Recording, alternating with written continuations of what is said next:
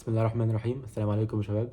النهارده هتكلم عن موضوع فشل العلاقات في مصر، سواء الخطوبة سواء الجواز سواء الناس اللي مرتبطة حتى ببعض من غير خطوبة والحاجات دي. لأن بجد الوضع صعب يعني عندنا يقول لك اتحرش بكلبة ولا اغتصب كلبة وموت مراته وخلعت جوزها. محكمة الأسرة ما شاء الله يعني شغالة نار يعني تمام. فبجد الموضوع حاليا في مصر صعب جدا.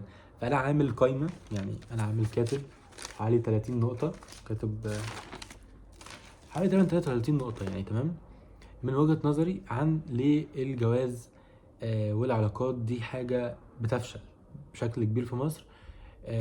وباذن الله لعله يفيد حد. انا مش مرشد اجتماعي ولا واحد بتكلم في العلاقات ولا اي حاجه.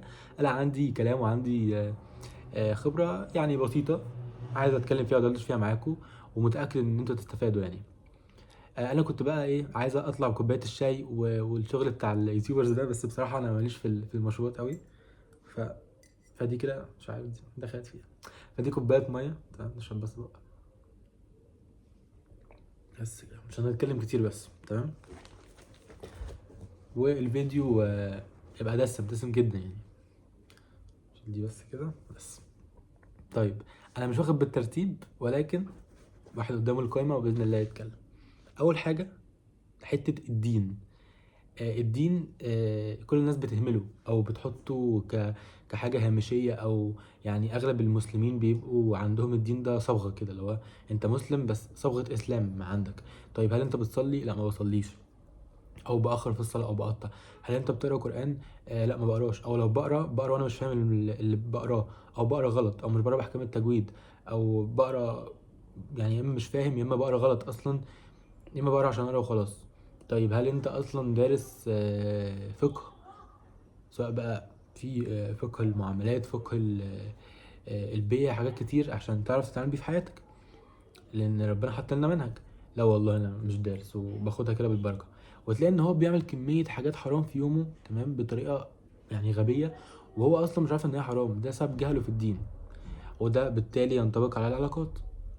ان انت لو انت دينك مش طبعا احنا هنتكلم بالنسبه للولاد والبنت، انا بس هتكلم اكتر بالنسبه للولاد لان انا يعني مش بنت، بس هحاول اخد الموضوع ايه في الكفتين يعني. فلو انت دارس دين تمام، دارس دين كويس جدا، وفاهم اصلا المعامله ازاي مع خطيبتك، وحدود المعامله، المعامله مع مراتك، الواجبات اللي عليك، الحقوق اللي عليك، هي نفس الكلام. لو كل واحد فيكو درس فعلا الكلام ده وفهمه، الموضوع ده يعني توفير 50%. تمام. ف يعني لان كل واحد بيشتغل بحته، هي بتشتغل ان انا فيمينست او باراء حرفيا بتاعت ناس يعني مش مؤهلين اصلا هم يقولوا فتاوي، وده بيشتغل بالشيخ باراء الشيخ كذا.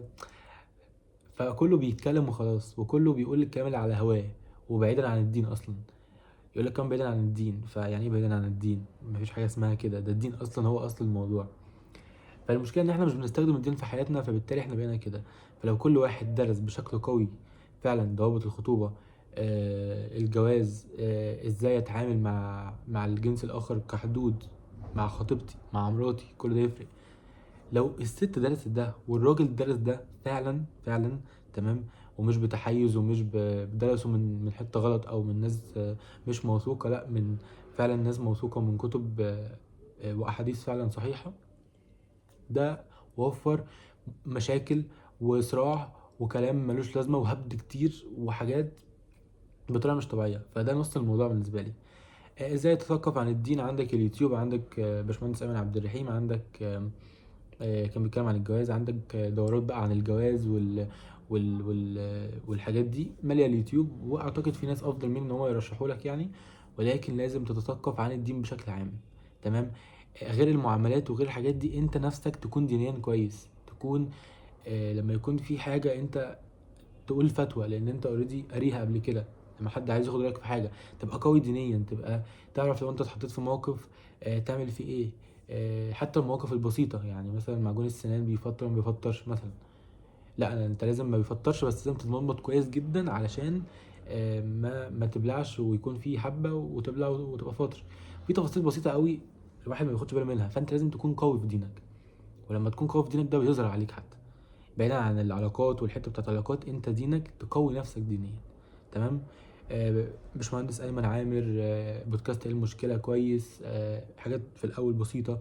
عندك وجدان العلي، ده حاجه متقدمه شويه. ففي حاجات كتير. عندك دكتور عبد الرحمن ذاكر الهاشمي.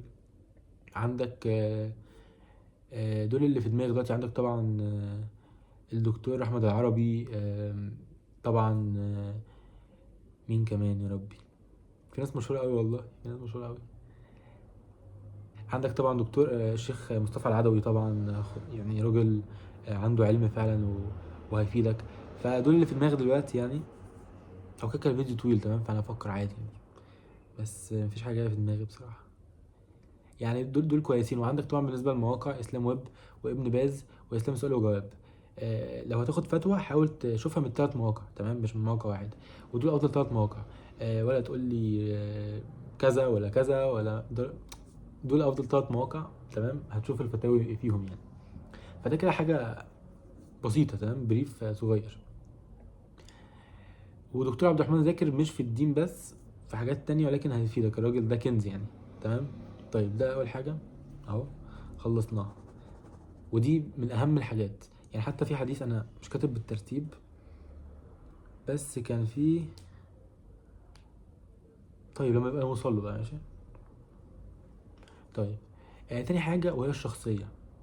ان انت اللي عندك اختلاف في شخصيتك عن شخصيتها. والاختلاف ده حاجه مش وحشه، بالعكس حاجه صحيه، ما فيهاش حاجه. ولكن الفكره ان انتوا الاتنين ممكن تكونوا مختلفين بطريقه بشعه. فبالتالي لما انتوا تكونوا مختلفين ما تعرفوش تعيشوا مع بعض. يعني مثلا هي بتحب تنزل قوي، تمام، بتحب تنزل وتتفسح انت بتحب تقعد في البيت وتريح دماغك. فانت ما تجيش معلش معلش تتجوز لي واحده كده وتقول انا هغيرها، او انا عايز تقعد معايا في البيت. لا، ما هتزهق. بس فانت خد الطباع ثابته. الطباع ثابته، انما الصفات تتغير. تمام. يعني واحد طبعه بتاع دي طويله قوي يا جدعان، استنى كده بس. يعني بتخش في الكوبايه اصلا. يعني واحد طبعه ان هو بيتوتي، فانت ما تغيرش بقى. او طبعا انطوائي مثلا، او ما يحبش يحتك بالناس. في طبعا طباع اللي هو العند مثلا، هو واحد ده انا عنيد يعني. بجد ده طبع سيد عنده وقوي جدا، وهو بيه يعني، هو مخلوق بيه. ممكن يقلله ولكن سيد برضه وبيظهر. في صفات واحد بيغيرها وبتتغير فيه عادي، وبتيجي وبتروح وبتقل وبتزيد. في صفات تانية بتيجي وصفات تانية بتروح بدلها، فده يتغير. انما الطباع ثابتة.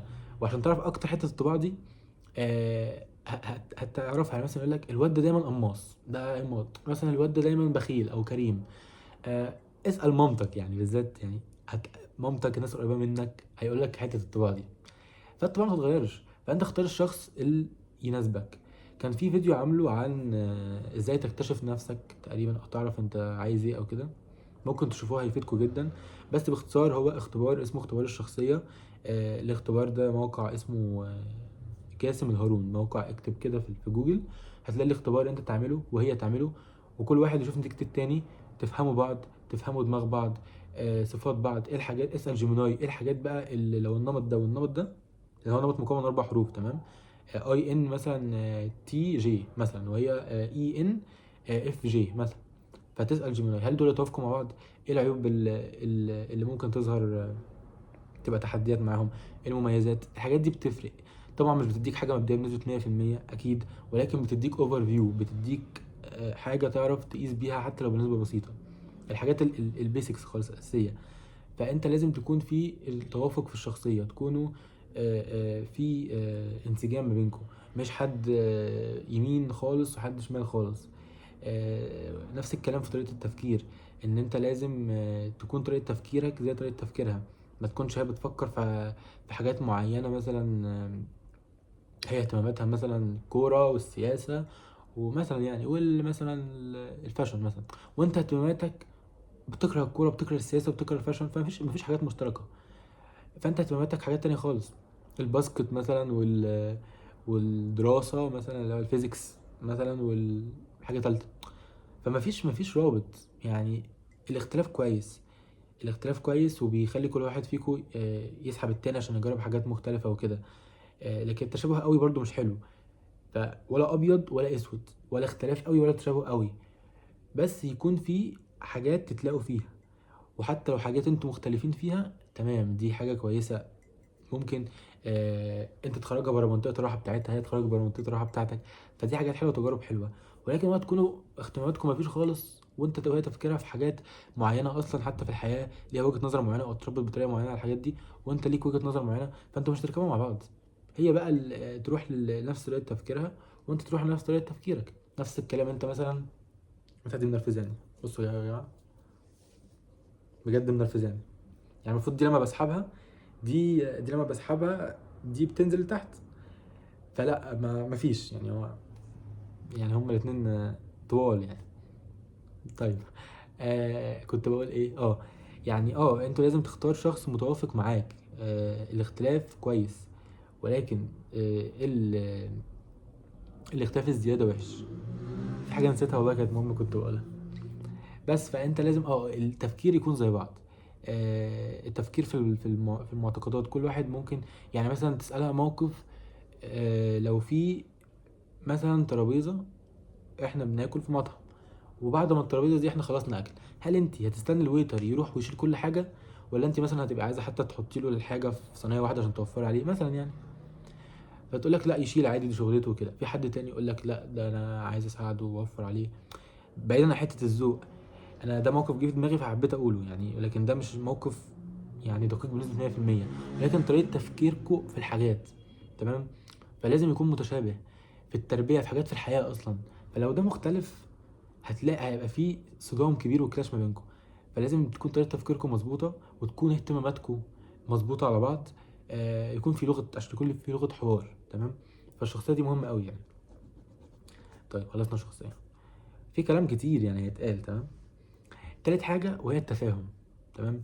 انتوا ممكن الاتنين يكونوا بيحبوا بعض جدا، يعني بيعشقوا بعض، بس مفيش تفاهم، مش متفاهمين. مفيش بيفهموش بعض، مش عارفين يتواصلوا مع بعض كويس. دي بتفكر كده وده بيفكر الناحية التانية. فالتفاهم مهم جدا. حتى يعني لو هنرجع بقى للقرآن، لو انت انسان مسلم بتتفرج عليا يعني، القرآن ما قالش في الصور يعني، جابش سيرة الحب.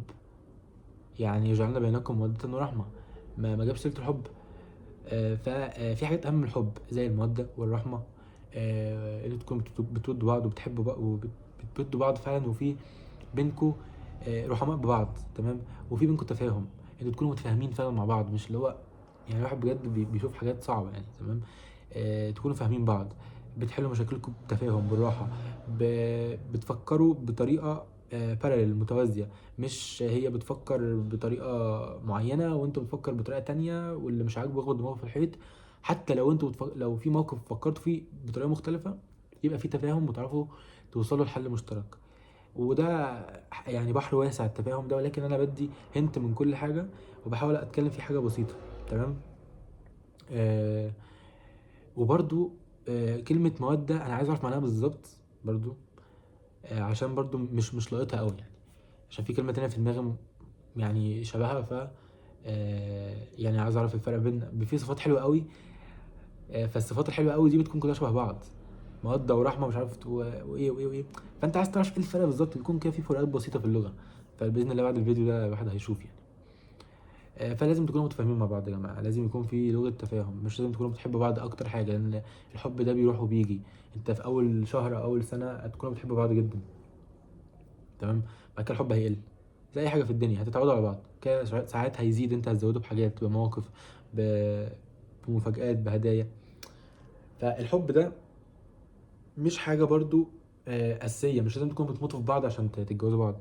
لا عادي، أهم حاجة يكون في قبول، قابلين بعض، دي أهم حاجة في الدنيا. ويكون في راحة نفسية، انتوا مرتاحين لبعض فعلا، لو مش لو قرفان ان انا قاعد معاه او مش طايقه او كده. ويكون في تفاهم، ان انتوا تكونوا متفاهمين مع بعض. الحب ده مش لازم عامة يعني. الحب بقى بيجي بالحاجات دي، انتوا فاهمين يعني. هو الحوار بيجي بالمقلوب. ما لو في كل الكلام ده هتحبوا بعض. تمام. ولكن شغل الافلام ده لا، يعني هو شغل افلام حرفيا.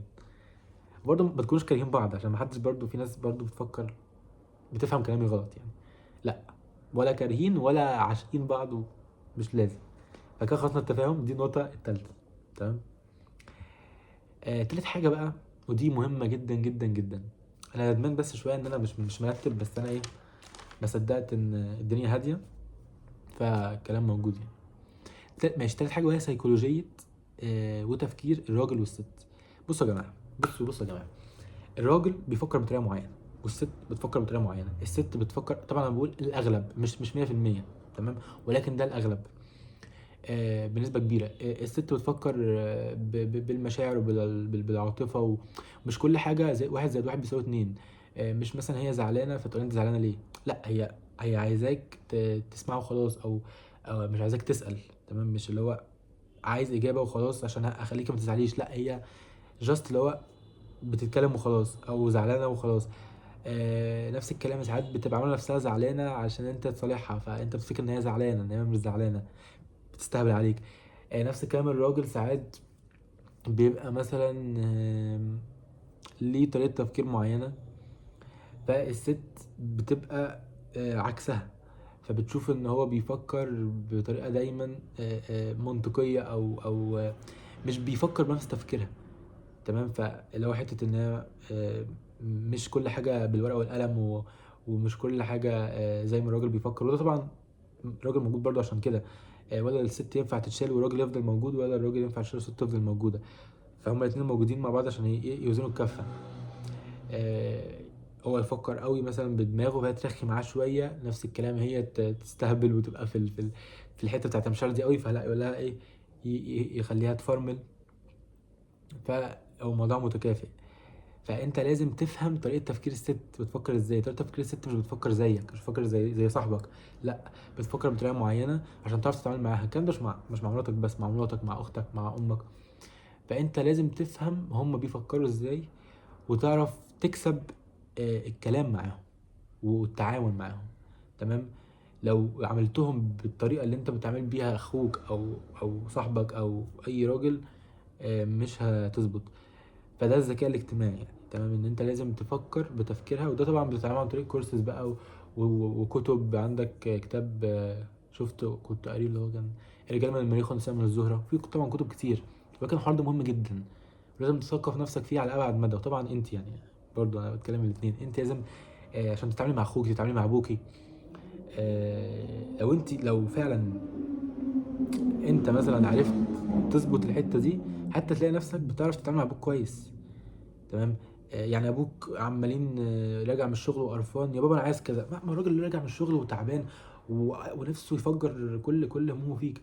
فانت تستنى لحد ما يرجع من الشغل، يهدى، يتغدى، يظبط الدماغ، يشرب كوبايه شاي، تيجي له بقى بعد كده لما يكون رايق تيجي تكلمه. انما مش على طول ت... اول ما يرجع من الشغل تقول له لا، فساعتها مش هيرفض لك طلب. فانت حتى لما تفهم ده انت هتعرف تتعامل مع ابوك، هتعرف تتعامل مع اخوك الكبير مثلا، اخوك الصغير.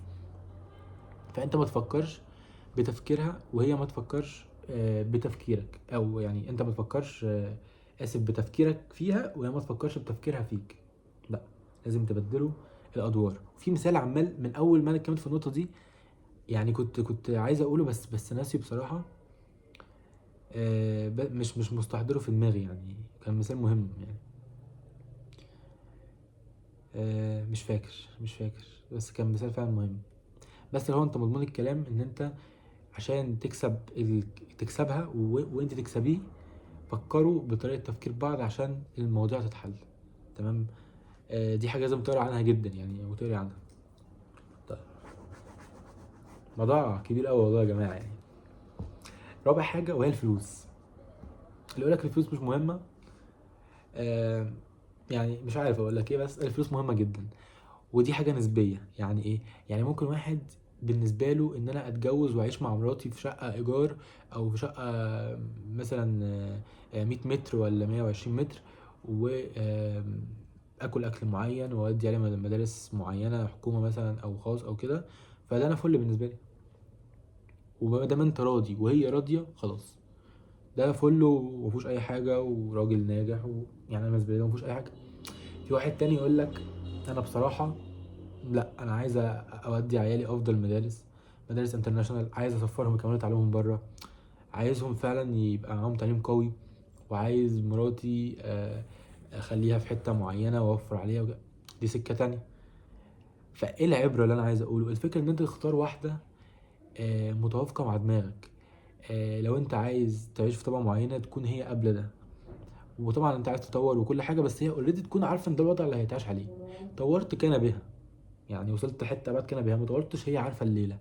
فدي حاجات فكريه، ان انت لازم تكون يعني متصالح مع ده وهي متصالحه مع ده. ما تكونش انت عايز تعيش عيشه معينه وتجبرها ان هي تعيش معاك على العيشه دي، لا، مش هترضى. او هتبقى معاك في الاول تمام، بعد كده هتقعد بقى تقول لك لا انا عايزه كذا كذا كذا، وده حقها عامه، انت مش مكفيني وانا كذا. فانت لازم تختار اللي يناسبك. بس ومفيش حد غلط، مفيش حد صح ومفيش حد غلط، يعني كل واحد ليه دماغ. في اللي عايز يخلف 5، في اللي عايز يخلف 2 بس 2 أو 1 بس يعلمهم أفضل تعليم، على حسب فلوسك وعلى حسب كل حاجة. ولكن أنا من وجهة نظري، وده مش عيب عامة، إن أنت ربنا كده كده أمرك في القرآن بالسعي، أنت لازم تسعى. ومن السعي ده إن أنت تجيب فلوس عادي. وفي آيات كتير وأحاديث كتير إن أنت تجيب فلوس كتير وتسعى في ده مش حرام، بالعكس ده قمة السعي وقمة الاجتهاد. فده مش عيب، عشان بس مبدئيا انت تجيب فلوس كتير، خصوصا في الزمن اللي احنا فيه، اللي فيه تقلبات اقتصاديه وفيه تضخم وفيه مشاكل. فلا، ده بالعكس، لازم تجيب فلوس كتير عشان حتى تعرف مش هقولك تعيش في طبقه معينه، عشان تعرف تسرفايف. لو هنتكلم في مصر يعني، آه، يعني تنجو حرفيا دلوقتي مهما كان وظيفتك. انت اتأثرت وعايز ترجع لطبقه لمستواك اللي كان موجود، ومستواك واكيد مستوى اعلى من مستواك اللي كان موجود. فانت يعني لازم حته الفلوس دي تاخد بس ميه عشان هادي وانا شايف. تمام. برضو يعني من وجهه نظري ان انت لازم تفحت نفسك، بجد تفحت نفسك. اللي انت فكر فيها، يعني برضو الست، يعني لو انت معكش فلوس، يعني هتعمل لها ايه؟ يعني انت لو معاك فلوس مبدئيا هتوفر عليها شغل البيت، ان انت مثلا هتجيب لها حاجات تكون جاهزة، أو كده هتجيب لها غسالة أطباق، هتجيب لها حاجات بتوفر عليها، هتجيب لها حاجات ليها تعتني بنفسها عشان تكون كويسة قدامك، وتبقى قادرة وكده. هتشترك لها في جيم جسمها كويس، وتبقى تعرف تشيل البيت، وتعرف تبقى يعني شكلها حلو قدامك. هتوفر عليها حاجات وتفكير كتير، من بكرة هنجيب ايه، هنعمل ايه بكرة، الفلوس هتيجي إيه؟ الحاجات دي. هتوفر على نفسك ان انت هيبقى معاك وقت اكتر تقعد مع عيالك، وتسمعهم وتربيهم معاها، لان جانب الاب مهدور حقه بسبب طبعا ان هو بيشتغل كتير وكده. طبعا الفلوس هتكفي ولادك لما ابنك يكون عايز حاجه معينه وانت ما تعرفش تكفيه ولا تعرف تجيبها له. فساعتها انت هتحس اكيد قدام نفسك بالخزي، او ان انت مش عارف تحقق له اللي هو عايزه. فده كل ده طبعا مهم، ان انت تجيب له حاجه معينه، تدخله مدرسه معينه. آم، بصراحه ده مهم جدا. هي حتى لو انت بتصرف وبتجيب لها حتى هديه، وبتجيب لاهلك، بتجيب لاهلها، يعني بص حاجات بالهبل، فده بيفرق جدا جدا جدا. ولكن طبعا على حسب الست، يعني في واحده بتفكر بالتفكير اللي انا بفكر فيه ده، وده تفكير طبيعي خالص على فكره بالنسبه للستات، عادي خالص، ولا طمع ولا اي حاجه. وفي واحده عادي، لا انا عادي ممكن اعيش في شقه ايجار او اعيش في شقه ملك، وبس ما يعني زي كل الناس معيشه. وده تفكير عادي يا جماعه، مش وحش والله، مش وحش. ولكن كل واحد ليه معايير، وكل واحد ليه عقليه وليه طريقه تفكير. فانت خد اللي يناسب طريقه تفكيرك، انما ما تاخدش واحد مش طريقه تفكيرك وتيجي انت تأيفه على مزاجك، مش هيرضى. او حتى لو رضي وخلاص وكده، بس بعد كده تظهر المشاكل. تمام. فاختار اللي يناسبك، وده مش عيب. انت على قدك، كل واحد يختار حسب مستواه. انت راجل اتعلمت واتمرمطت وتعبت وبتشتغل في شركه محترمه ومعاك فلوس، براحتك. واحد ربنا مقدر له ومعاه اكس من الفلوس، خلاص ده قدره، يحاول يسعى ويتجوز وخلاص. ولكن انت لازم طول ما انت شغال بتحاول تجيب فلوس وتسعى في ده. يعني الحوار كده كده مبقاش رفاهيه بقى للسرفايف، انت عشان تنجو. انت متخيل؟ يعني بتجيب فلوس كتير عشان تنجو، وانت عمال تحاول تطلع لفوق، فالتضخم يجي فتنزل لتحت، فترجع مش حتى النقطة بتاعت الصفر، ساعات بتنزل تحت الصفر. فلا، الفلوس مهمة جدا. والفلوس ثانية واحدة كده نشيل بس الفلوس كده. والفلوس أنواع، يعني أنت لازم تبقى عندك كذا شغلانة، مش حتى آسف كذا شغلانة، كذا مصدر دخل. مأجر عمارة، جايب عربية ومشغلها أوبر مع حد، عندك شغال مهندس مثلا، بس عندك بيزنس بتصلح فيه حاجات معينة وبتشتغل فيه. عندك بيزنس جيم، وانت قاعد وبتلم الفلوس بتاعت الجيم كل شهر. فانت قاعد والفلوس شغاله عماله تعد وانت قاعد ما بتشتغلش، ده مهم. عندك كونتنت على السوشيال ميديا، عندك خبره في كونتنت في حاجه معينه فبتعمل كونتنت عليها على السوشيال ميديا، فبتقدم استشارات. عندك مهاره متعلمها جنب كليتك او جنب شغلك، متعلم مونتاج، متعلم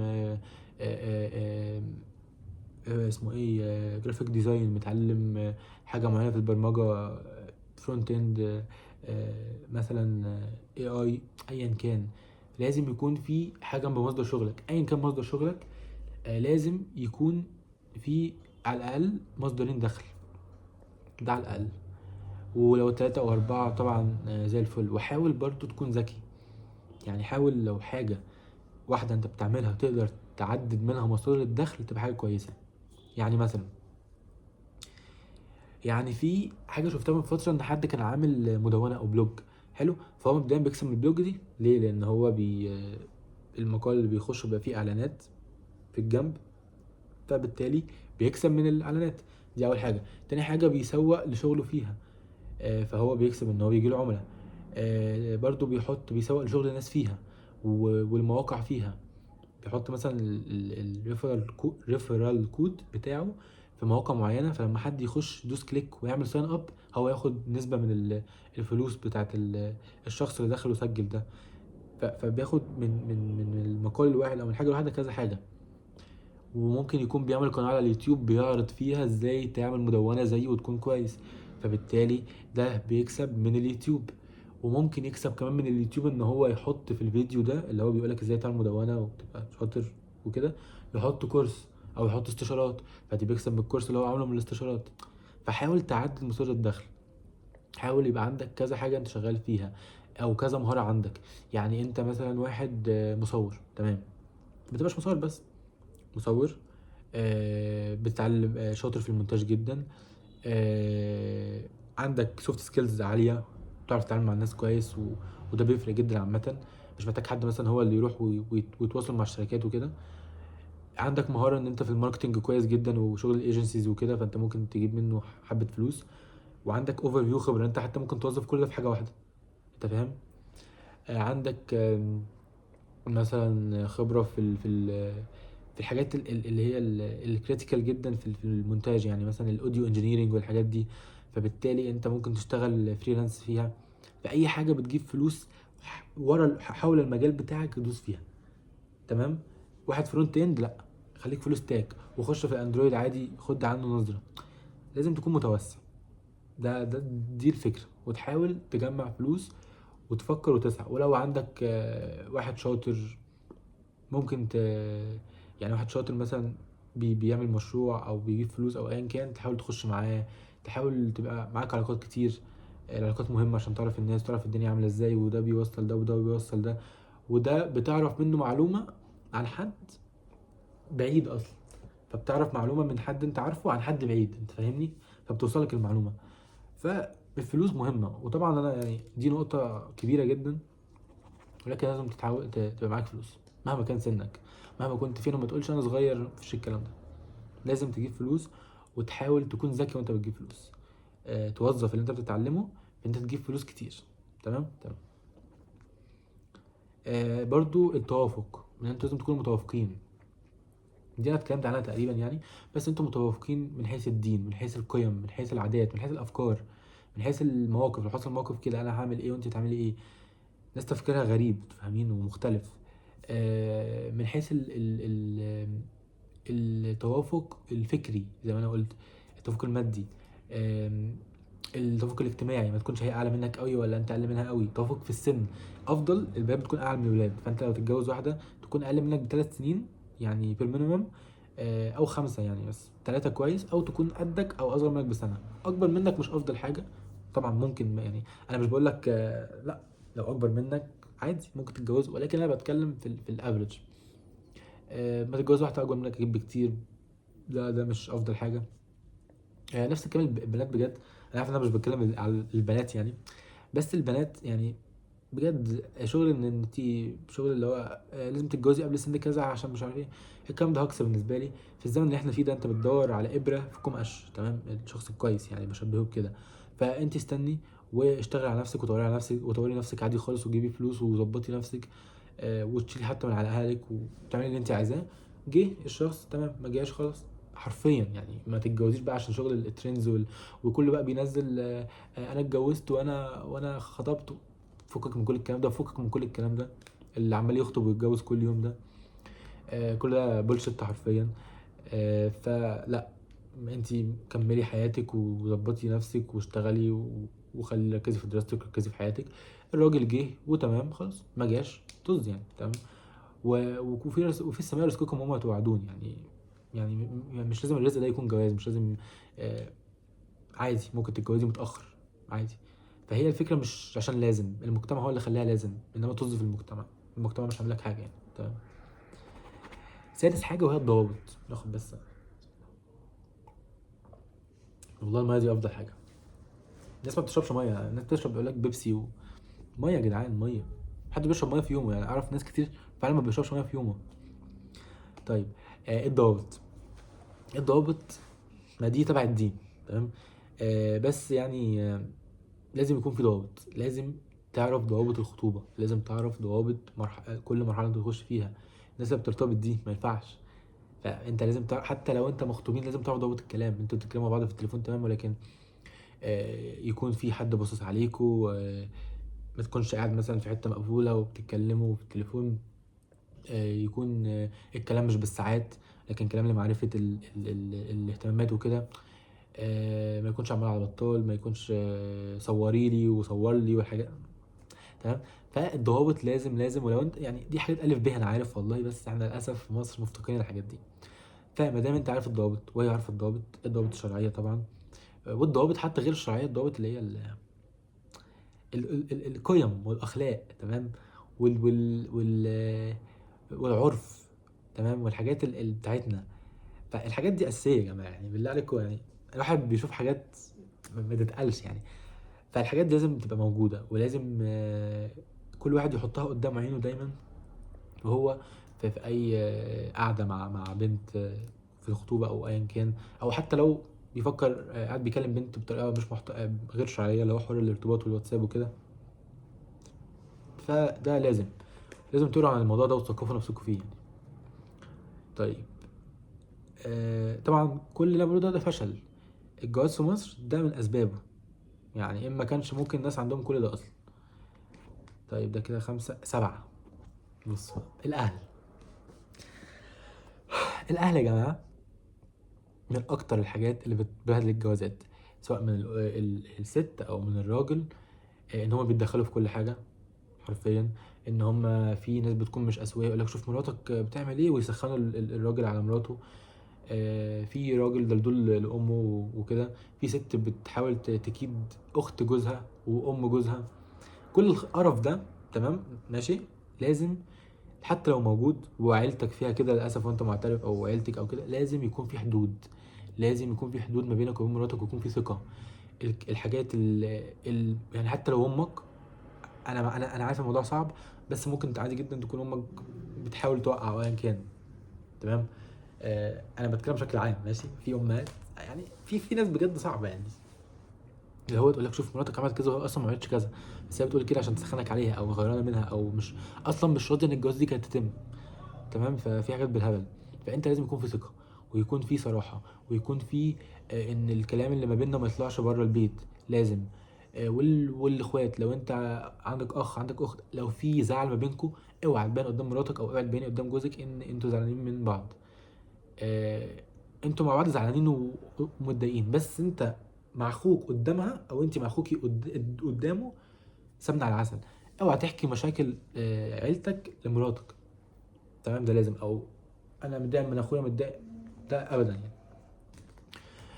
فان انتوا لازم برضو يكون في ثقه، ويكون حتى لو انت عارف ان في حد كده في افعى، او في حاجه سميه كده في عيلتكم. فلا، انت تكون ادرجي واخد بالك وناصح، وما تصدقش كل كلمه بتتقال. وتبقى يعني لازم. الموضوع مهم، ان ده بجد بيخرب الجوازات. وحته بيت العيله والجواز في بيت عيله، بالنسبه لي الكلام ده بينجح بنسبه قليله يعني. ولكن انا بالنسبه لي لا، انا تتجوز لي في بيت عيله. انا عارف طبعا الناس اخواتنا في الارياف والصعيد وكده، بس الموضوع ده بيحصل فيه مشاكل كتير بصراحه. وانا شايف ان انت تتجوز في بيت لوحدك افضل وطبعا تبر اهلك وتبر ناسك وكل حاجه. عارف انا ممكن اتهاجم كتير قوي في الفيديو ده بس انا مش فارق معايا حد بصراحه يعني، دي قناتي وانا قاعد بتكلم، فاللي مش عاجبه يقول رايه باحترام طبعا، ونتناقش مع بعض، وعادي ممكن اكون غلطان، واللي مش عاجبه بيشتم ده بقى يعني تعمل بلوك. فبس ان انتوا لازم يكون انت قاري اهلك وقاري اهلها وفاهم الدنيا الموضوع ده مهم، الموضوع ده مهم، وحاول يعني ده لا مفر تمام. فحاول تفصل، حاول تفصل، ولو في حد معين مش كويس تقلل التعارض ما بينهم، ما بين مراتك وبين الحد ده او ما بين جوزك او كده، وتبقى عارف ان الحد ده مش كويس فتكون ناصح. فالموضوع فيه تفاصيل كتير، فانت لازم تكون ايه، عينك في وسط راسك. ماشي. مش انا طبعا افضل حد بيتكلم عن المواضيع دي يعني، بس ده حاجه بلفت نظرك ليها يعني، سواء انت مقبل على مرحله الجواز او انت متجوز اصلا او انت مطلق او تخلي حد يتفرج عليها مطلق. آه طيب. دي بقى حاجه مهمه قوي بالنسبه للشباب، ان انت يعني انت بتكون موجود في بيتك. ثانيه بقى كده، واحد رجله وجعته بصراحه.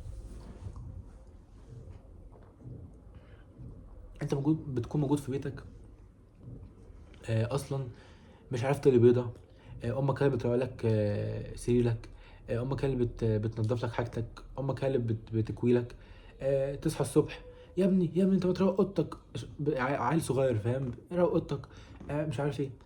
ما انا بصراحه دي عادات في الامهات يعني، حتى لو انت نظيف او بتعتمد على نفسك برضو ممكن ايه شويه تلاقي امك بتمسكك على الحاجات دي. ولكن انا بتكلم بشكل عام، ان انت مش معتمد على نفسك، ما بتعرفش تعمل حاجه، بتخلي اختك تعمل لك كل حاجه، اعملي الشاي، اعملي الغدا، اعملي مش عارف ايه، بتخلي امك تكوي لك كل حاجه، الغسيل، مش عارف تاكل نفسك، مش عارف تكوي حاجتك، مش عارف تعتمد على نفسك، مش عارف تتعامل مع المواقف الموجوده في حياتك، ما عندكش خبره حياتيه.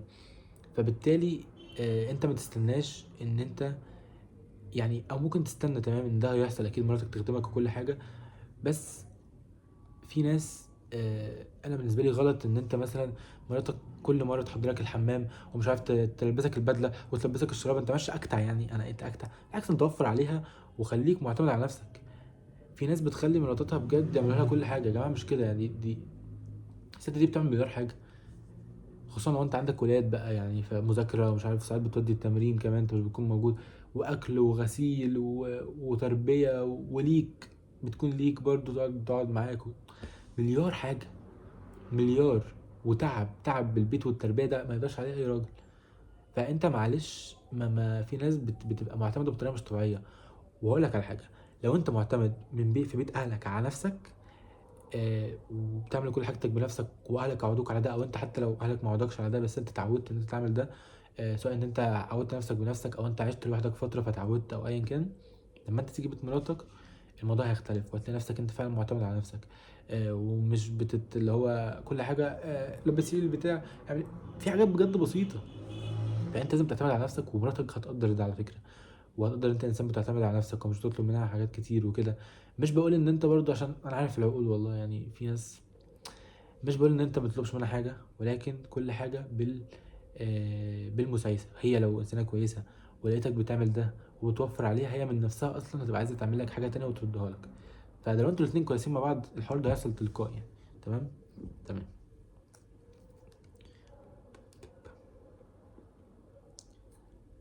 طيب، في حاجه بقى برضو انا عايز برضو والله اكد عليها، ان انت لازم تراعي ربنا في كل خطوه انت بتاخدها في الموضوع ده، سواء موضوع الارتباط، الخطوبه، الجواز. لازم دايما ربنا قدام عينك في كل حاجه، والله ومن يتقي الله يجعل له مخرجا، ماشي، ويرزقه من حيث لا يحتسب. فانت لازم تتقي ربنا في كل خطوه. هل اللي انا بعمله ده دلوقتي هل يرضي ربنا؟ والله والله والله لو انت دايما حطيت ربنا قدامك في كل حاجه انت بتعملها معاها او انت بتعمليها معاه، والله ربنا هيبارك لك في القعده اللي انتوا فيها دي، والجوازه والايام اللي بعد كده. وحتى لو ما كملش انت وهي، هيبارك لك في زوجتك الجايه، هتبقى فعلا زوجة كويسة، هتبقى حياة كويسة. نفس الكلام زوجك. فلازم والله تراعي ربنا وتتقي ربنا في كل خطوة في حياتك عامة غير الجواز. دايما ربنا قدامي، هل الحاجة دي ترضي ربنا؟ هل حلال؟ هل حرام؟ هل لو انا مش عارف حلال ولا حرام اكبر ولا اسأل؟ هل اسأل شيخ واحد، ولا انا مش واثق فيه اسأل كذا شيخ؟ كل ده بتؤجر عليه اصلا، ان انت عندك غيرة وعندك عايز تتعلم عن دينك وعايز تفهم وعايز تتحرى الصدق في كل حاجة عشان تخاف ربنا، وخايف ان انت تقسم، ودايما عايز ربنا يوفقك. فده لازم، دي ثوابت حياه يا جماعه.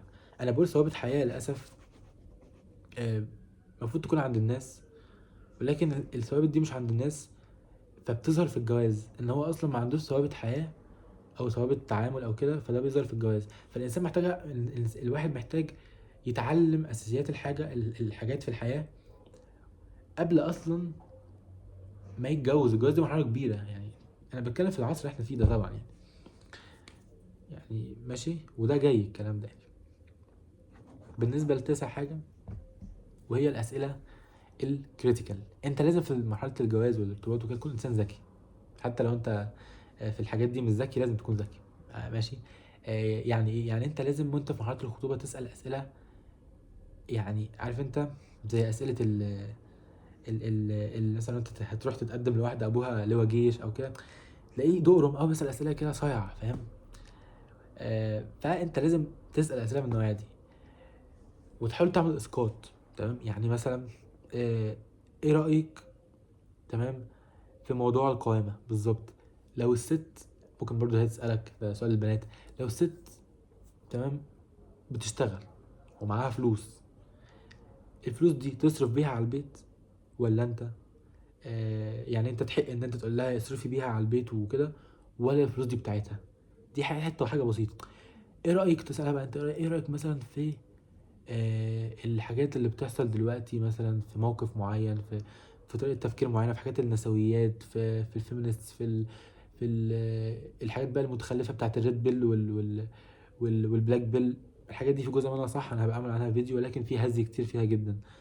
فايه رايك بتاثر بالحاجات دي ولا لا؟ في اسئله معينه بتكون في الدين، الناس بتشوف حرفيا بطريقه مختلفه، وانت بتشوفها بطريقه تانية. في ناس بتجاوب على اسئله من غير ما ترجع للدين، ما عندهاش مرجعيه الدين، مرجعيتهم هم دماغهم او الحاجات اللي في الافكار اللي اوريدي موجوده في دماغهم. فتلاقيه بيجاوبك على هواه، مش بيرجع للدين، فتعرف ان هو مثلا دينه مش قوي، ما بيقومش يصلي وهو ما بيصليش قوي.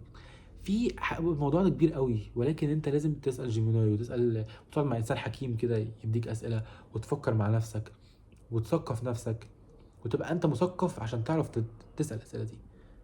فانت لازم تكون ذكي، الاسئله دي بتبين. انا معاك ان ممكن حد يحاول يخبي او يلف ويدور او يكذب، بس كل ده احنا بناخد بالاسباب دي، كل دي عوامل مساعده. انت ممكن تعمل كل اللي انا بقوله ده وتلبس عادي يعني، بص مفيش حاجه مضمونه في الدنيا، ولكن تاخد بالاسباب. تمام تمام، مفيش حاجه يعني بتكون، مفيش حاجه بتكون اللي هو يعني وحشه. ربنا ما بيجيبش حاجه وحشه، حتى لو انت شايف من وجهه نظرك اللي قد كده ان هي وحشه، عند ربنا ليه ترتيبات تانية. ده بالنسبه طبعا لو انت مسلم، اكيد ناس مسيحيين بيشوفوا، ولكن ده اعتقد موجود في كل الاديان، اعتقد انا دي هبله بصراحه. طيب، في حاجه برضو، دي مغالطه منطقيه بصراحه بشوفها، يقول لك الجمال مش كل شيء على فكره. لا، مغالطه منطقيه اللي يقول لك الجمال هو كل شيء. تمام، لكن انا كاتب الجمال مش كل شيء، وده الصح.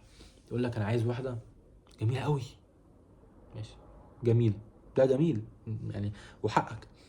بس تلاقي ان هو بيبص على المظهر الخارجي. معلش، انت لما تكون كمان 40 سنه ولا كمان 30 سنه هتتغير، والستات بتعجز اكتر من الرجاله عامه، اسرع. فهتلاقي شكلها اتغير، ما بقتش بالجمال زي الاول، جسمها ما بقاش زي الاول بسبب الحمل وبسبب الحياه وكده، وشها ما بقاش زي الاول. هيدفع جمالها في ايه؟ ممكن عيالك يكونوا كويسين يعني، ولكن انا اللي عايز اقوله ان انت ما يكونش معيارك الاول الجمال. ما هي ممكن تكون جميله من بره بس عندها صفات وحشه، عناديه جدا، مش امينه معاك، بتلف وتدور، بتكذب، مبذره، كذا كذا. الجمال مش كل حاجه، ولكن ده مش مانع طبعا ان انت لو عندك مواصفات معينه تختار عشانها. ده بالعكس حاجه حق جدا وفير جدا. ولكن لازم، اصل في ناس بتبص على الجمال بس، تمام، ومش عارف عايز اخلف ولادي يكونوا جمال ومراتي تكون جميله وتفخر بمراتي، ده غلط. الجمال كل حاجه بمقدار، تمام، تكون جميله، ولكن ما مش اللي هو كل حاجه جمال وتسيب ال الارضيه، تبص على السقف والديكور، وتسيب الاسمنت، المبنى ده اصلا المونه بتاعته مظبوطه ولا لا، والطوب والخامات بس. فده مهم، لازم تحطه كمعيار يعني، ما تخليش الحاجات دي تغويك، لان الحب اعمى فعلا. وال وال طب بتشوف حد حلو قوي تحبه، فهو الحب اعمى؟ لا برضه، ما هو ممكن يبقى عنده صوت مش كويس. تمام. فدي نقطة يعني حبيت اتكلم فيها.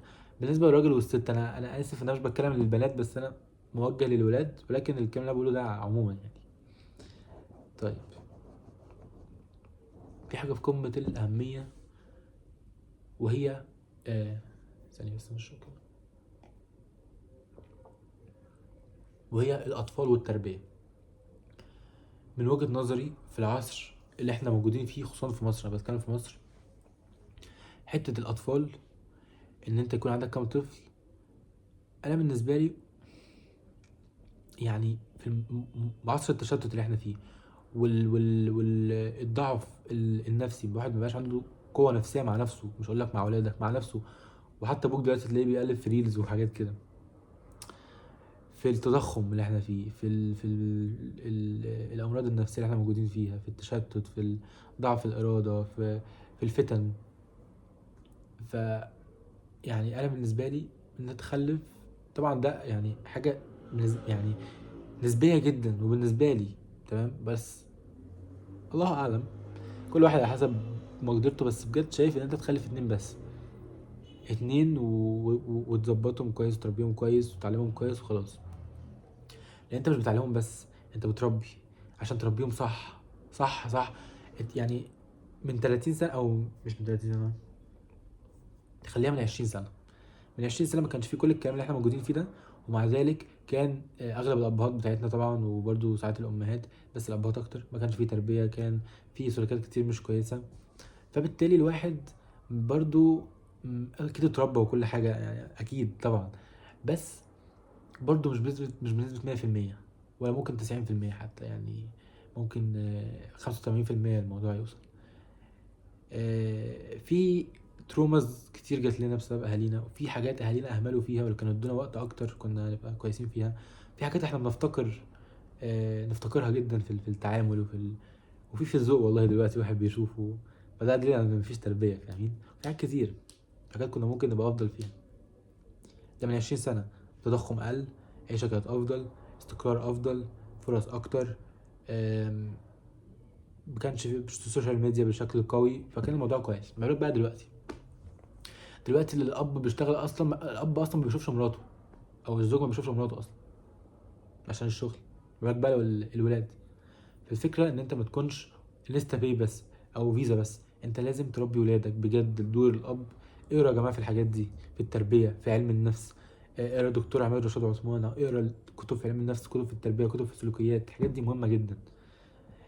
فالاب ما بيربيش، ودور الاب مهم جدا، خصوصا بقى دلوقتي مع الولد والبنت. دور الاب بجد مهم قوي قوي قوي بطريقه بشعه، اقسم بالله. والولاد دلوقتي بقى زي الزفت برضه يعني، مش الولاد والبنات بس. فانت لازم تربي وتتفق معاها ان انت تبقوا دايما في كلام ما بينكم، في اتفاق، وفي نقط على الحروف، ان دايما انت لازم تربي معاها، حتى لو اكيد مش وقت كبير، بس لازم تبقى موجود. انا بستنكر اللي هو يقعد لك سنه بره مثلا ويسافر ويجي مثلا. طيب انت ولادك دول فين يعني؟ انت 3 شهور كتير اصلا، 3 شهور كتير. انت عيالك مش هيكونوا اصلا فاكرينك، او مش عارفينك.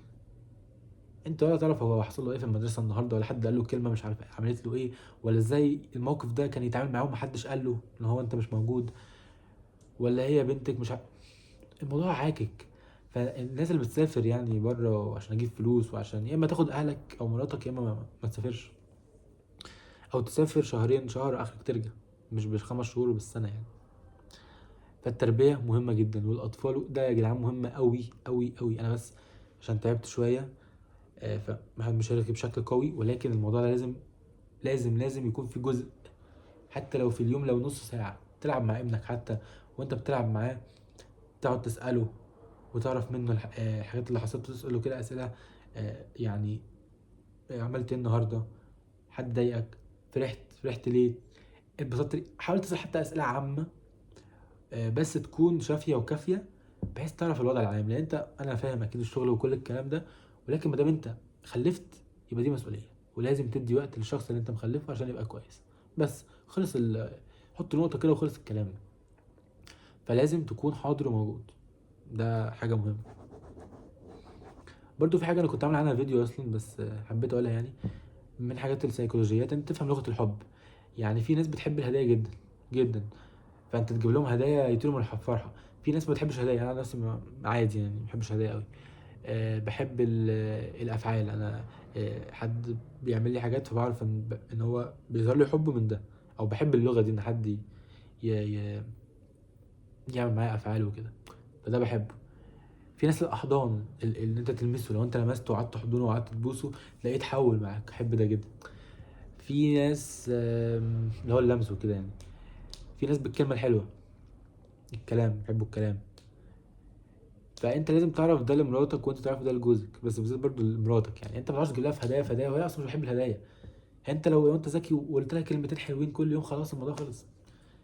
اكيد هما بيحبوا الهدايا، بس في حد عنده لاف لانجوج خاصه بيه. تمام. في حد بيحب الهدايا جدا، فانت طول ما انت داخل هديه هديه. ما بتحبش البوس قوي ولا الاحضان، لا عادي يعني. ده يفضل موجود طبعا، ولكن في حاجات بتدي ايدج للعلاقه اللي انت فيها، فدي برضو حاول ايه تكون عارفها يعني. في سؤال برضو عايز اساله او اجاوب عليه. واحد بدأ يهيس شويه. نشرب بقى.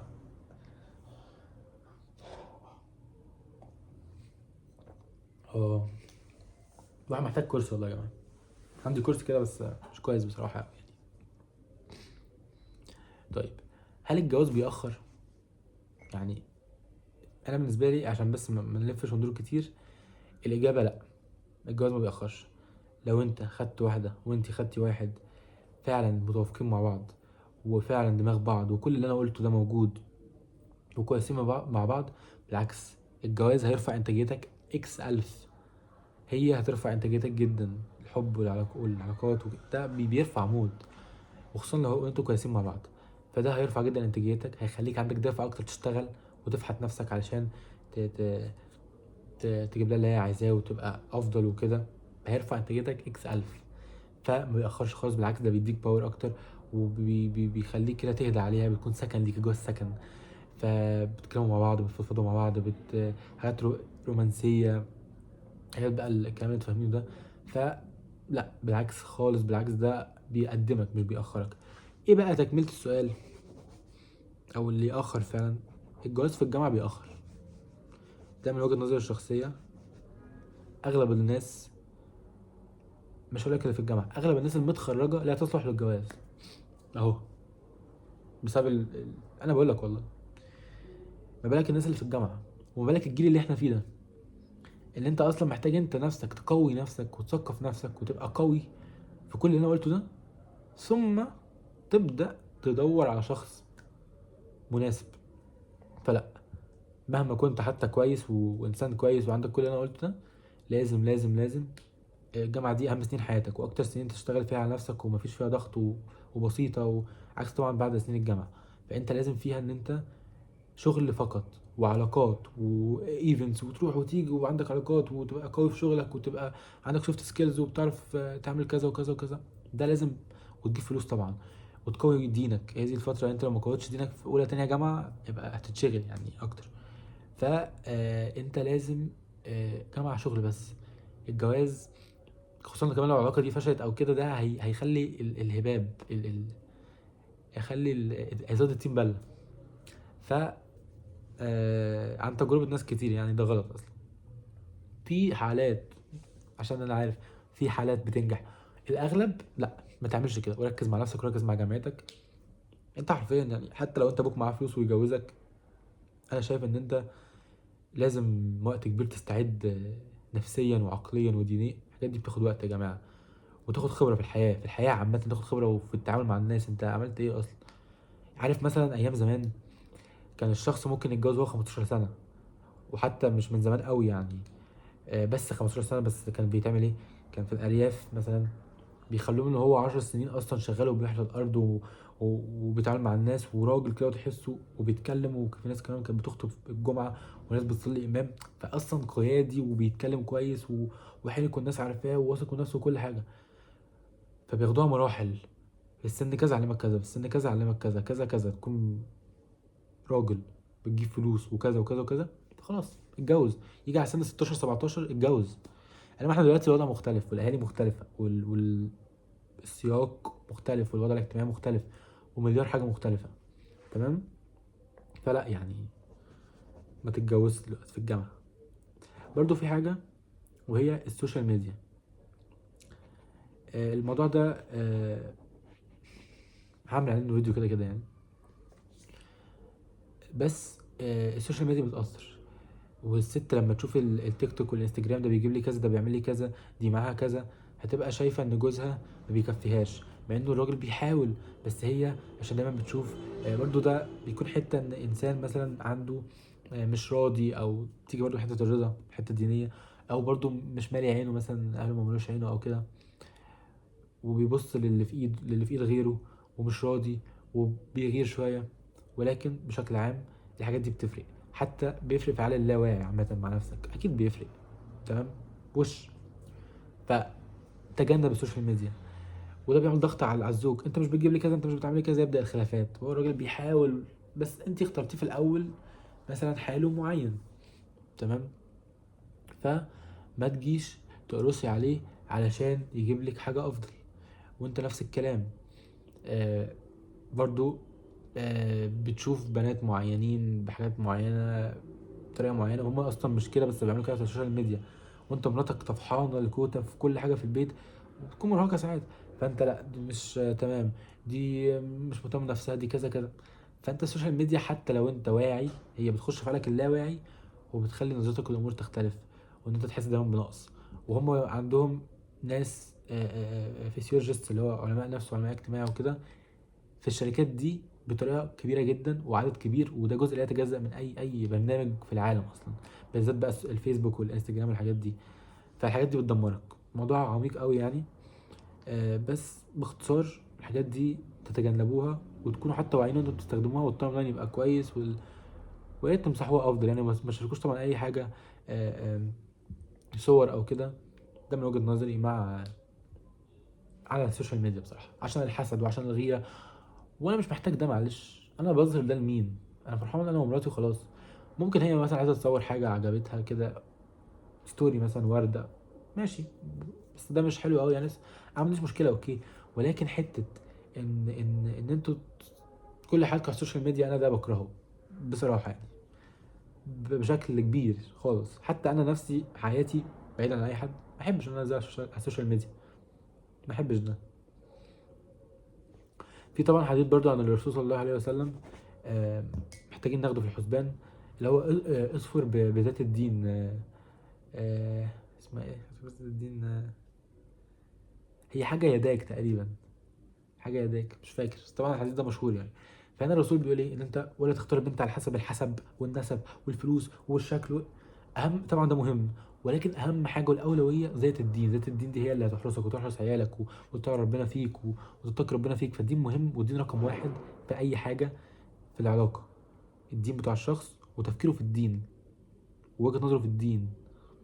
تمام. فده مهم جدا، حبيت طبعا استشهد بالحديث ده يعني، كان جاي في دماغي. برضه هقول لك على حاجه، ان انت ما تكونش متواضع في احلامك، بس تكون واقعي. يعني انت ما تكونش اسف شبه يعني ما عندكش قدر من الجمال عالي، وتبقى عايز واحده انجينا جولي، مش طبيعي. تمام. فبرضه ما اقولش انت ما تحلمش، احلم، بس تكون واقعي في احلامك. تكون واقعي وانت تكوني واقعيه، لان يعني ما تبالغش، ما تبالغش عشان ما تاخدش كشاف. ده بتكلم على حته الجمال. تمام. فبالنسبه للجمال، انت كذا، خد واحده زيك او احسن منك، احلى منك شويه، او شكلها مش احسن منك بحاجه بسيطه. فدي غلطه برضو بتحصل للناس يعني. وزي ما قلت لكم والله بجد، انا يعني الكلام اللي انا بقوله ده طبعا انا مش مختص ومش بقى دارس ولا خشيت في علاقات ولا الكلام ده، بس ده بناء على التعامل مع الناس. وانا عندي الحتت اللي انا بتكلم فيها دي عندي اصلا في شخصيتي وصفات. عندي يعني بشكل كبير، عندي ذكاء عاطفي شويه يعني، حبه صغيرين. ف يعني بفهم في الحاجات دي، وعندي وبحب المعرفه وبحب الكلام ده اطوره في نفسي. فعندي بحاول ان انا اقوله لكم يعني، وبلمسه في الناس، بحسه يعني. تمام. ان انت بجد والله بجد اهم حاجه ان انت لما ترتبط مع اي حد يكون الشخص ده مريح نفسيا، بعيدا عن الارتباط. والله صاحبك لو مش مريح نفسيا انت مش هيبقى صاحبك، او هيبقى صاحبك صاحب وخلاص عشان انت مش لاقي صحاب، مش هيكون صاحبك بجد. لو الشخص مريح نفسيا، قعدته مريحه نفسيا، انت الجواز ده يا جماعه انت هتكمل سنين. انت مش مش هتقعد شهر وخلاص. فانت الشخص ما دام مريح نفسيا، انت مش كارهه، مش قرفان او مستفز، بيستفزك شكله مستفز، عنده حاجه في شكله مستفزاك، وده طبيعي انت ترفضه على فكره عادي. ترفضه عشان شكله، عشان فلوسه، عشان ده حقك، وده حقك عادي، وده حقك عادي جدا، ماشي. فانت لازم تكون الشخص اللي معاك ده مريح نفسيا بالله عليكم. ما يكونش فيه قرف، ما يكونش فيه عدم قبول، ما يكونش، دي اهم حاجه في الدنيا. دي بقى الحاجه اللي ما اقدرش برضه مع الدين طبعا، ما اقدرش اقول ان دي هتتغير او لا.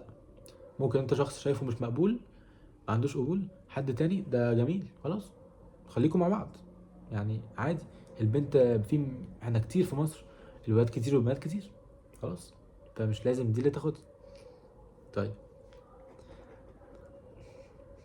وبرضه حته بقى ايه، دي كلام الرجاله يعني. الرجاله بيفكروا في الجسم، ماشي. يقول لك انا عايز مش عارف شكلها عامله كذا وشكلها كذا والكلام ده. طيب انا برضو عشان ايه نكون شفافين، انا بقول لك مش لا ما تفكرش وازاي، لا الكلام ده هزي عادي. ممكن يعني يكون مثلا حد بيحب واحده، بس تكون مثلا رفيعه قوي اللي هو زي الخله، فهو شايف ان ده مش عاجبه، ماشي.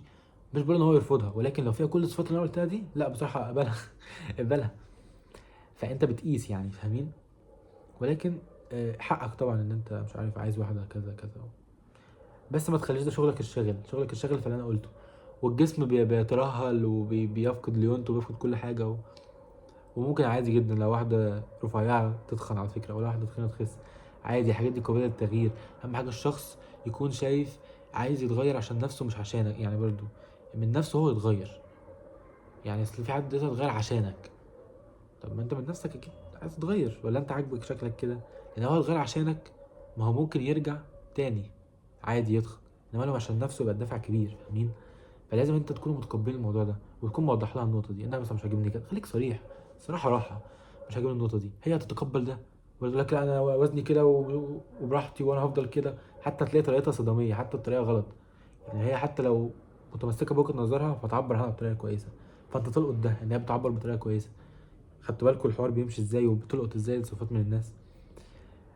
فمهم طبعا الجسم، ولكن انت بتحط زي قايمه مثلا، يعني تحط 10 حاجات. الدين ده مثلا ب5 نقط، مهم لو فيها دين وفيها كذا كذا، بس ما فيهاش حاجه ممكن اعوض عادي، او ده يغلب ده. ما فيش حد كامل، ما فيش حد كامل، ولكن الشباب شغلهم الشغل في الكلام ده، وده معلش يعني. انت الكلام ده مهم، بس انت بتعيش معاه اوقات كتير جدا في الحياه، في التربيه، في الرومانسيه، في الكلام. ف يعني ما تبقاش سطحي، انا اسف يعني. طبعا الحديث طبعا الرسول صلى الله عليه وسلم ده برضه بسترشد بيه خير متاع الدنيا، او خير متاع الدنيا ولا الحياه، الدنيا تقريبا الزوجه الصالحه. معلش الزوجه الجميله، الزوجه اللي هي حسبها او نسبها عالي، الصالحه. والصالحه في اللي انا قلته ده كله، صالحه في دينها، صالحه في صفاتها، صالحه في كل حاجه، تكون انسانه صالحه. عشان كده انت لما تدعي حتى يا رب ارزقني بالزوجه الصالحه، مش ارزقني بمريم ولا باكس ولا بغير، لا، ولا ارزقني بالانسانه اللي انا بحبها دي، ما ممكن ما يكونش خير ليك.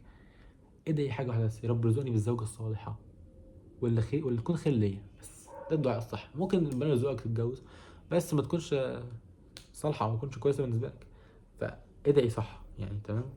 طيب وطبعا حته انت مش لازم حد يقول لك انا اول ما شفته انا مش مذهول، اول ما شفته مش اللي هو طاير فيه.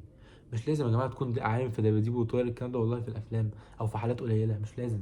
اهم حاجه يكون في قبول ويكون في راحه. الحاجات دي هتيجي بالتدريج، مش لازم يبقى اللي هو انا اتسحرت له. ما هو كل حاجه مش الشكل، معلش. انت شفت الجوهر بتاع، شفت صفاته. حتى لو انت شفت صفاته، معلش عشان بعمل كده مش عارف، حاسس ان انا بامركم، لا. انا قصدي انت علاقته مع اهله في بيته بقى ما تعرفش، هو قدامك بيمثل اكيد او بيبقى افضل حاجه، انما الكلام في البيت مع اخواته ازاي، مع امه ازاي، ده يفرق. في بيته يفرق. فيديو ساعة وخمس دقايق حلو قوي. انا بقى بوجه كلامي للفئة اللي هي تقعد ساعة وساعة ونص وساعة. هو اليوتيوب براحتك، فاهم؟ وبجد اتمنى انكم تستفادوا، يعني انا متأكد انكم تستفادوا بإذن الله، بعيدا عن الجواز يعني.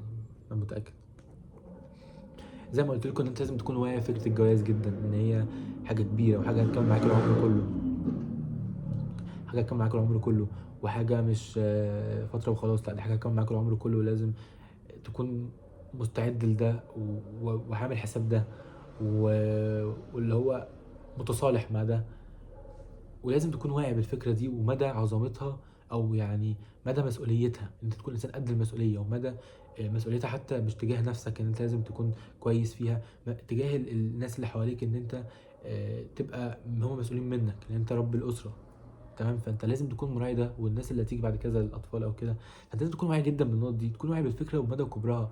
الناس اللي بتتجوز على طول دي وكل يوم بشوف الاستوريات انا اتجوزت انا، ربنا طبعا يبارك لهم وكل حاجه، بس الحاجات دي لازم يعني الانسان كده كده تفضل عنده، لازم يطورها دايما. الحاجات اللي انا بقولها وقلتها وكده، فلازم دي تكون موجوده. التثقف يا جماعه مهم جدا، يعني دي نقطه هاجي لها بعدين يعني. تمام؟ الناس بقى بتتشائم دلوقتي في الزمن ده، عشان ما شاء الله اغلب الناس حاجه يعني ربنا يهديهم، وانا معاكم يعني بصراحه. فاصبر، انت اشتغل على نفسك، دايس في حياتك. حاول تبعد عن الفتن والشبهات والكل التشتت والصداع اللي احنا فيه. ركز مع نفسك، مع حياتك، مع اهلك، مع صحابك مثلا، لو هتهلس معاهم. في نفسك، تطورك في نفسك جسديا نفسيا دينيا كل حاجه. ظبط كل الكلام ده ورستق نفسك. والجواز ده رزق يعني، زي رزق من انواع الرزق، الارزاق في الحياه كلها. جالك امتى الله اعلم، ما جاش خلاص، لان في العصر بتاع دلوقتي بجد صعب. وانا اكيد لفت نظرك لمليار حاجه يعني. تمام؟ بتفشل العلاقات، فعشان كده انت عرفت ليه الموضوع صعب ومحتاج انسان كويس يعني. اه بالظبط، هو ده اللي انا كنت عايز اقوله بقى. النقطه التانيه يا جماعه، التعليم ثم التعليم ثم التعليم. الجهل ظلام او ظلام، زي ما بيقول لك في الشعر، يقول لك الجهل ظلام، دايما كنت بقراها. ففعلا الوعي مهم، الوعي والتعليم والتثقف مهم. التثقف عن العلاقات، التثقف عن الدين، كل ما قلت تاخدوا بالكم فيه في كتير جدا اغلبه تثقف اصلا. التثقف عن نفسك، عن شخصيتك، عن اهلك، عن التعامل، ان انت تكون حرك، ان انت تكون لماح، التعامل كتير مع فئات من الناس. التثقف التعامل مع الجنس الاخر، زي ما انا قلت. التثقف في خطوه الجواز ذات نفسها، في في المواقف اللي بتحصل تستشف منها حاجات. لازم دايما تتثقف وتقرا وتفهم وتتدبر. القرآن كله تدبر، وربنا بيقول لك ربنا بيقول في طبعا القرآن: أفلا تتدبرون. لازم تدبر، انت جاي تكون عشان تفهم وتتدبر وتسأل. لولا كل الحاجات اللي احنا اللي ما كانش في حد بيسأل، ما كانش التليفون ده ما كانش قدامي، ما كانش فيه اي اختراعات، ما كانش فيه اي احاديث تم تصحيحها وتم اثبات ضعفها واحنا اتطورنا كده.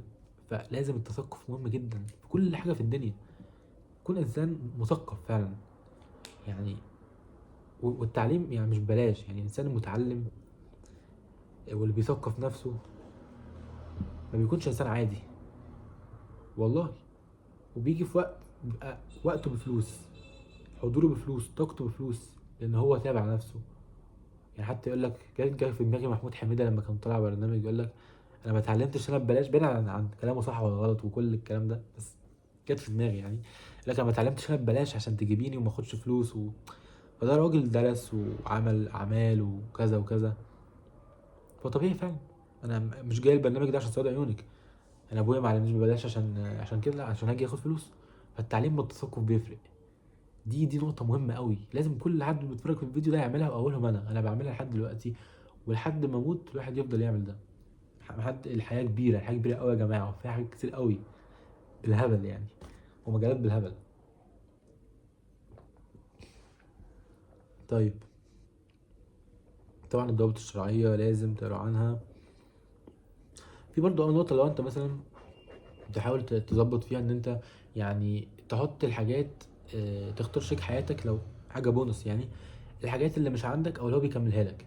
يعني انت مثلا ضعيف في شويه التفكير المنطقي مثلا. فانت تختار حد بيفكر منطقي كويس عشان يعادل الكفه. يعني حتى يقول لك انتوا تتجوزوا لازم يكون في انسان ذكي فيكم، الراجل او الست لازم يكون في حد ذكي، لازم. تمام. آه فيعني حاجه الضعيف عندك لازم الطرف التاني يكون قوي فيها. هو ده مش لازم قوي بس يعني طبعا بيفرق. يعني ان انت مش قوي مثلا عاطفيا تتجوز حد، او انت حد عاطفيا يقويكي، في التنظيم مش قوي يبقى هي واحده بتعرف تنظم وكده. فتحاول ايه، لو لقيت الكومبو ده، او انت لقيتي اللي ناقصك عنده وانت لقيت اللي ناقصك عندها، الحاجات دي هتفرق يعني. وده بيجي بالسؤال والكلام والفهم. وطبعا حته ان انتوا يكون في نظام، ان انتوا يكون في كلام ما بينكم، يكون في قواعد، احنا بنحل مشاكلنا ازاي، احنا بنتخانق بنعمل ايه. لازم يكون في كده، احنا لو حصل كذا هنعمل ايه. لازم يكون في لغه للحوار. ما دام في لغه للحوار، البيت هيبقى ستيبل، الموضوع هيبقى هادي. حتى لو اتعصبتوا بس في نقطة للرجوع، بتتكلموا في كلام رايح جاي. شغل التجاهل، شغل البرود، شغل العند، او انا وانت تعملي اللي انا بقول عليه، ده بيولد خراب حرفيا. حتى لو هي صبرت وكانت ست اصيله وانت صبرت عشان العيال او ايا كان، 20 سنه، 15 سنه، 30 سنه جواز، ما اعتقدش اصلا تكمل 30 سنه يعني، هتطلقوا او هتخلعك او هتعيشوا وانتم متضايقين. فلازم التفاهم ويكون في لغه الحوار. وكده كده الطلاق موجود يعني فلو الوضع سيء خالص الطلاق. فهي الحياه رايح جاي يعني، الحياه مش ماشيه سهم واحد، مش ماشيه طريق واحد. انتوا فاهمين؟ وبرده في حاجه، لازم تكون انسان صريح ومش كذاب. آه، واللي هو دايركت مع الشخص اللي قدامك، سواء في الحاجه اللي عندك اللي مش كويسه، او الصح. عندك صفه مش كويسه صارحه بيها، قول له انا عندي صفه، انا انسان مهمل جدا مثلا، جدا مثلا، او انسان قاسي، انا قلبي قاسي بصراحه. هل دي انت تتقبلها؟ لازم دغري، هل انت تتقبل الصفه دي؟ قول له انا برضو بحاول اصلح منها، يعني انا فعلا بحاول اصلح وبحاول احسن نفسي. هو يتقبلها. في صفه ممكن تقفله منك وتخليه ما يكملش. لازم تكون صريح. مش الناس اللي بعد الجواز بتلاقي عندهم حاجات جدت عليهم، لا، هي مش جدت عليهم، هي موجوده بس انت ما كنتش تعرف عشان هم كانوا بيخبوها. تمام. فلازم تكون صريح جدا. لو انت انسان مش كويس مش هتتفرج على الفيديو ده اصلا، او مش هتبقى مش صريح. فلازم تبقى انسان صريح. تبقى انا عندي كذا، هل انت متقبله كذا، هل انت متقبل كذا فيا. لازم لازم الصراحه. هو بقى يقول متقبل مش متقبل، طيب انا بغير والله بحاول فعلا. لازم.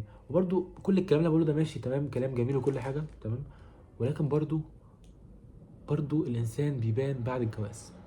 الانسان بيبان بعد الجواز، وفي صفات هتلاقيها بعد الجواز، سواء صفات حلوه، سواء صفات وحشه، سواء صفات هتطرق اصلا على البني ادم، مع ان ده لا، مش بنسبه كبيره خالص يعني. فالواحد لازم يدعي ربنا. الدعاء دي حاجه نسيت اقولها، ايه الدعاء؟ مش عارف انا بكتبها بس اهي. الدعاء. الدعاء. انا في دعوه دعيتها في اول رمضان واتحققت. كان ذنب ما كنتش بعرف ابطله خالص. ربنا يعني بفضل وكرم من ربنا خلينا ابطله. ولا اراده مني، انا ما عنديش اراده حرفيا في العصر بتاعنا ده، ولا اراده ولا شطاره ولا كل حاجه، توفيق ربنا. الدعاء بيقين، وتعلم، شوف تثقف اساليب الدعاء، ازاي تدعي، ازاي تدعي، ازاي الناس يا رب فيراري. يا اخي ده انت لما بتروح لمديرك وتقول له انا عايز زياده في المرتب، انت بتروح تتشيك وترش برفان وبعد اذنك ربنا تيجي تدعيه كده. لازم تدعي في خشوع من قلبك فعلا، وتكون واصل لمرحله ايمان عاليه جدا. ودي طبعا صعب انت توصل لها، بس تدعي ربنا انت توصل لها. ان انت تدعي ربنا وانت متيقن ان هو هيقبل. لو انت بتدعي ربنا وانت متوقع ان هو فعلا هيقبل دعوتك، هيقبلها. انا خلاص بدعي وانا متوقع انت كده كده يا رب هتقبلها. فانت لازم تدعي ربنا وانت متيقن ان دعوتك هتتقبل. بس تدعي ربنا ان هو يرزقك الزوجه الصالحه ويبعد عن كل مشاكل وكذا وكذا وكذا. وطول ما انت متجوز تدعي ده. لان لازم انت في حياتك دي انت متمسك بحبل الدعاء، متمسك بربنا، مش متمسك بأي حاجة تانية. احنا ماشيين بكرم ربنا حرفيا في الظروف حتى دلوقتي اللي احنا فيها دي. تمام. وزي ما قلت لكم طبعا الطبع ثابت. الطبع اللي قلتها في اول فيديو، الطبع ثابت ما اتغيرش. الصفات اللي ممكن تطرق على الواحد، او حاجات مش حاجة جذرية في شخصيته، ممكن تتغير وممكن تتحسن وممكن تتهذب، ولكن الطباع ثابته. طيب هو في حاجه طبعا مهمه ومش عارف محدش ليه بيديها اهتمام قوي، يعني السوشيال ميديا يا جماعه، السوشيال ميديا كتاب مفتوح. لازم اي حد هيتجوز، اي واحده تتجوز، تشوف السوشيال ميديا بتاعته، بتاعت اخوه، بينزل ايه، متابع مين، صحابه مين، السوشيال ميديا بتاعت صحابه، اهتماماته ايه، بيشير ايه، امه السوشيال ميديا بتاعتها عامله ازاي، ابوه. لازم تفهم دي كتاب مفتوح وريسورسز ببلاش. انا معاك ان طبعا في ناس دي مش شخصيتهم اصلا وبيخفوا شخصيتهم الحقيقيه ورا السوشيال ميديا وكده. انا فاهم كل الاوفر ثينكينج ده، ولكن لا، لو هو انسان طبيعي بيشير حاجات، فانت تعرف وجهة نظره. بينزل حاجات فيها شتايم، بينزل حاجات فيها دين، ما بينزلش خالص، كل ده بيدي اشارات. فلازم السوشيال ميديا عمل فولو لمين، بيعمل لايكس لمين، بيعمل ريبوستس لمين، حاجات بقى كده. تمام، فدي مهمة يعني. دي بقى حاجة جوهرية. تمام، خلصنا تقريبا اي حاجة يا جماعة. ده اتفاق برضو ضمني، يعني انتوا مع بعض. اي حاجة نختلف فيها نرجع للدين، للفتاوي، للقرآن.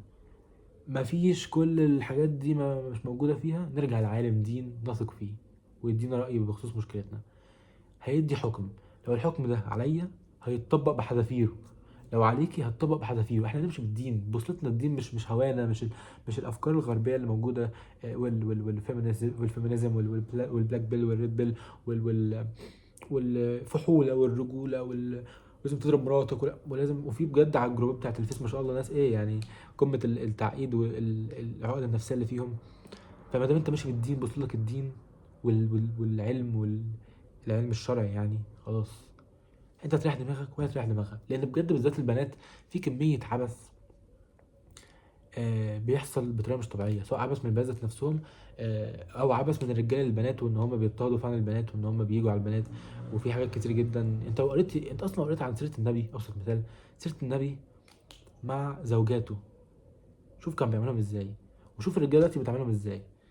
فدي ابسط مثال. انت لو انت طبقت الدين بالتفصيل، وانت طبقت الدين بالتفصيل، والله الوضع بسيط، الحل تحت رجلينا. بس احنا بنحاول نهول الموضوع، بنحاول نفكر بنفسنا، وبنحاول ناخد حاجات مش بتاعتنا.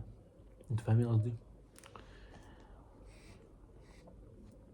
طيب طبعا زي ما قلت لكم، ان انت لازم تعرف ربنا في كل خطوه انت بتعملها.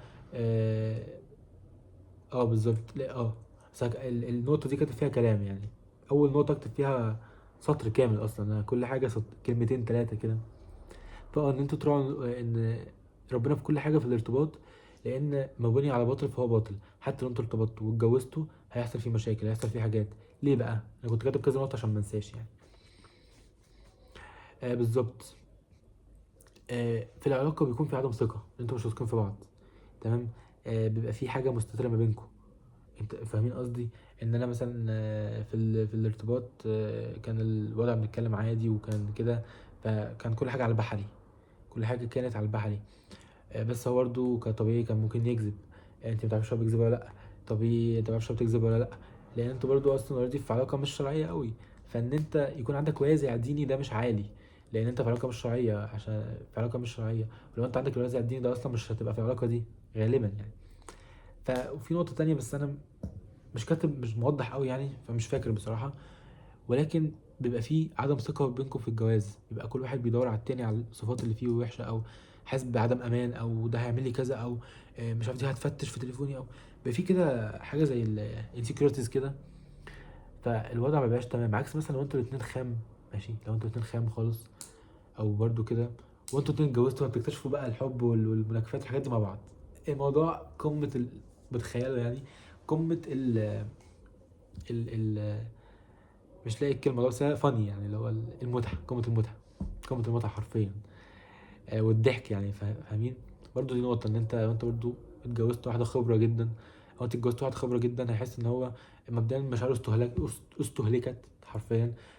وحتى لو عنده مشاعر ليك برضو، عقله الباطن هيقعد يقارن يعني الاشخاص اللي قبل، لان الراجل الاول واحده بيفكر فيها مش بينساها، والست اعتقد كده برضو. فهيقعد بقى يفكر ويقارنه باللي هو اتعرف عليهم قبل كده، يقارنك بيهم، ويقارنوا بيه يقارنك بيهم، وهي تقارنك بيهم لو ولاد.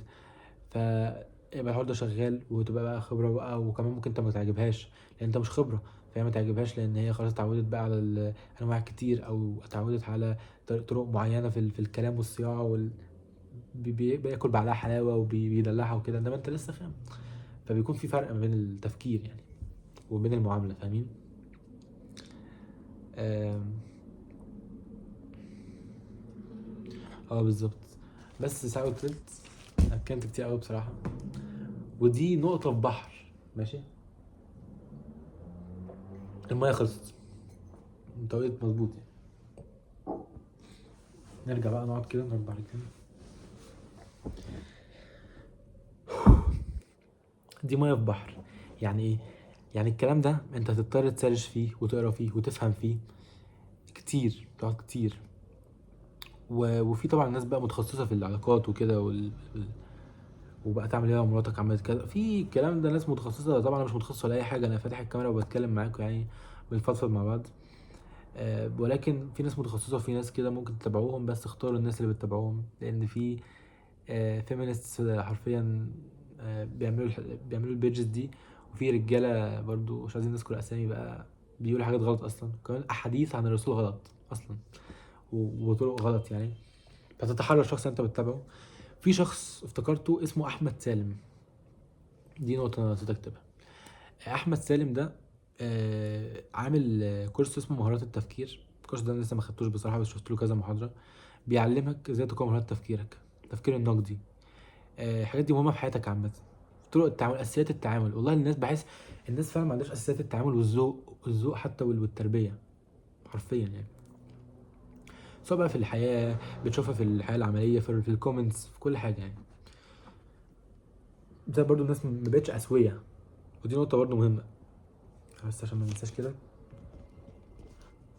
اه فاحمد سالم ده، الدكتور احمد سالم ده بيعمل كورسات كتير عن التفكير والتفكير المنطقي وازاي تقوي مهارات التفكير العاطفي التفكير النقدي، وكان التفكير المنطقي والاتخاذ القرار والحاجات دي.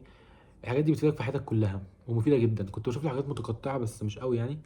الحاجات دي لو يعني حاول تشوفها له بجد بتفيد قوي. هو كان بيبني على الدين، واحنا مرجعنا الدين، عكس مثلا حاجات اجنبيه برضو ما بتبنيش على الدين، هو ما عندهمش دين. فهو راجل كويس ان هو بيربط لك بالدين، فده بيخلي العلاقه متداخله ومتكامله. الكورسات بتاعته غاليه شويه يعني، بس لو انت معاك فلوس تستثمر فيها بجد، استثمار قوي جدا لاي انسان، لازم الحاجات دي تكون عنده. فدي نقطه مهمه يعني. حته برضو مهمه وانت تتكلم فيها، حته انت لازم يكون الانسان سوي، انسان سوي. ودي نقطه انا مش عارف جت في دماغي دلوقتي، ونقطه عميقه جدا. وحاسس ان انا لو اتكلمت فيها ههبد، لان هي نقطه عميقه ومحتاجه كلام كتير، وانا ما عنديش خبره ان انا اقول لك ازاي تعرف الشخص السوي مش من السوي. بس اعتقد بالاسئله وبالكلام اللي انا قلته ده حتى ممكن يبين حاجه يعني. هيبين كده كده اكيد، بس اعتقد في حاجات اكتر عشان تعرف الانسان ده سوي ولا مش سوي. تكون ذكي جدا يا جماعه في الاسئله، تكون مثقف، تبقى تسال عنه. طبعا لازم تسال عنه، تسال عن اهله، تسال عن ماضيه، تسال عن اخوه، عن اخته، تشوف امه بتتعامل ازاي، المواقف البسيطه، التفاصيل الصغيره اللي بتفرق. في الكلام، الكلمه بتفرق اللي بتطلع من الشخص، من امه، من الفعل البسيط اللي يعمله. يعني مثلا يلاقي حاجه على الارض، اقول لك على حاجه، يلاقي مثلا حاجه على الارض، فهو يشوفها ويعدي عليها ويشوفها ما يشيلهاش. لما في حد يشوف الحاجه على الارض مرميه، يقوم يشيلها ويحطها في البيت مثلا يعني. فده بيفرق. الشخص ده بيقدرك، سواء لو كانت حاجتك بيقدرك، او حتى لو مش حاجتك، هو بيساعد، مش بيكبر دماغه. عنده حس مسؤوليه ان هو مسؤول ان هو في البيت ده مثلا، فبيساعد. ومش بيكبر ومش بيستهبل في حاجات كتير يعني، انتوا فاهمين؟ فاي حاجه بسيطه اوعى اوعى تعديها، حلل كل حاجه. برضو مش لدرجه الحاجات البسيطه، لان في ناس بتاخد الموضوع ده كرد فعل عكسي، بيحللوا حاجات هي اصلا مش موجوده، او بيحللوا حاجات بسيطه بطريقه خزعبليه. لا، انا مش قصدي كده، انا قصدي تحلل التفاصيل البسيطه وتحاول تدقق في الافعال بتاعت الاشخاص وفي كلام الاشخاص. بس ده تحاول تعمله، عشان هتطلع بيه بانسايتس عاليه يعني. بس كده خلاص.